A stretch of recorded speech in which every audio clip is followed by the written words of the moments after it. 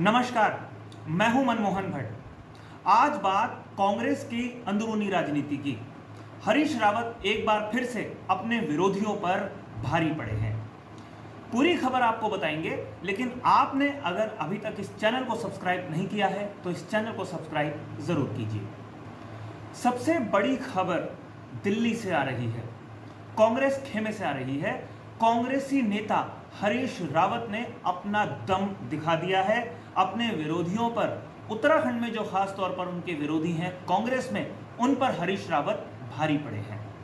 हरीश रावत को अंततः चुनाव संचालन समिति की कमान सौंप दी गई है।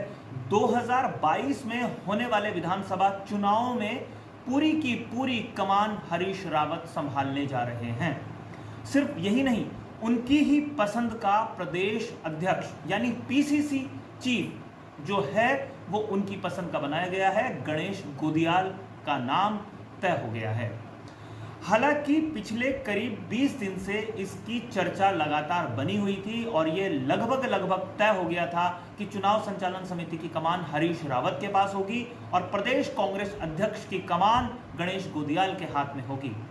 प्रीतम सिंह जो वर्तमान में कांग्रेस के प्रदेश अध्यक्ष हैं, उनको नेता विपक्ष बनाया जाएगा। लेकिन इसमें कई पेंच फंस रहे थे, कई तरीके के विरोध भी उठ रहे थे, लेकिन आखिर में अपने विरोधियों को पटखनी देने में हरीश रावत ने बाजी मार ली। कई विरोधियों को उन्होंने मना लिया जो उनके पक्ष में आखिर में खड़े हो गए, और कई विरोधियों को उन्होंने चित्त कर दिया जो उनके पक्ष में खड़े नहीं हुए। हरीश रावत की लॉबी दिल्ली में लगातार संघर्ष कर रही थी, अपने अस्तित्व को बचाने के लिए लड़ाई लड़ रही थी, और ये माना जा रहा था कि 2022 का विधानसभा चुनाव हरीश रावत की राजनीति का लगभग आखिरी चुनाव हो सकता है।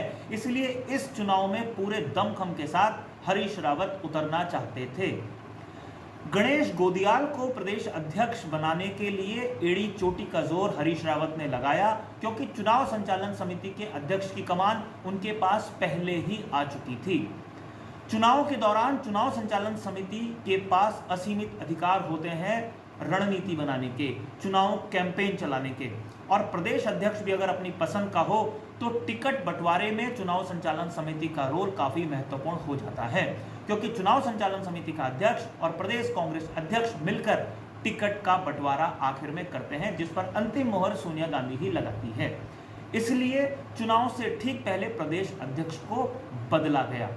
प्रीतम सिंह पिछले 4 वर्षों से कांग्रेस के अध्यक्ष थे, लेकिन चुनाव से ठीक पहले उनको नेता विपक्ष बना दिया गया। नेता विपक्ष की कुर्सी हाल फिलहाल तक इंदिरा हृदय के पास थी, लेकिन उनके निधन के बाद सारे समीकरण चेंज हो गए और प्रीतम सिंह अपनी मजबूती जो दिखाया करते थे इंदिरा हृदय के जाने के बाद, वो भी थोड़ा सा हल्के पड़ गए, ढीले पड़ गए।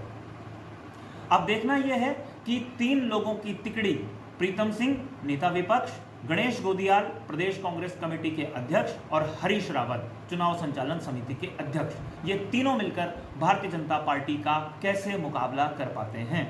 2017 के चुनाव में बीजेपी ने कांग्रेस को पटखनी दी थी और कांग्रेस सिर्फ 11 सीटों पर सिमट गई थी। जो वोटों का अंतर था, वोट प्रतिशत का जो अंतर था, उसमें भी करीबन 13% का इजाफा भारतीय जनता पार्टी कर गई थी। इसलिए कांग्रेस की ये दुर्गत हो गई थी 2017 में। अब इस दुर्गत से कैसे हरीश रावत और गणेश गोदियाल पार्टी को बाहर निकालेंगे, यही सबसे बड़ा सवाल है। आपको ये रिपोर्ट कैसी लगी हमें जरूर बताइएगा। अपने सुझाव, अपनी प्रतिक्रियाएं कमेंट्स बॉक्स में जरूर लिखिएगा। अगली रिपोर्ट में आपसे एक बार फिर मुलाकात होगी, तब तक के लिए नमस्कार।